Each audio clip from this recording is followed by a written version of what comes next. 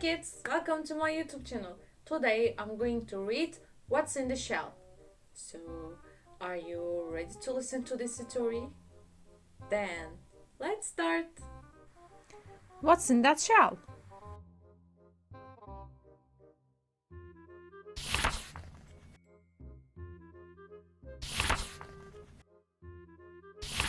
This shell is covered in spots. What do you think is inside? A tortoise is inside a shell.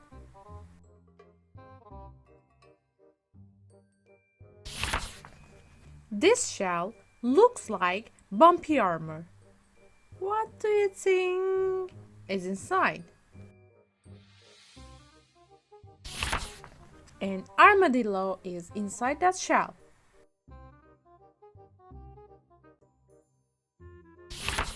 This shell is striped and pointy. What do you think is inside? A hermit crab is inside that shell. This shell has a swirl shape.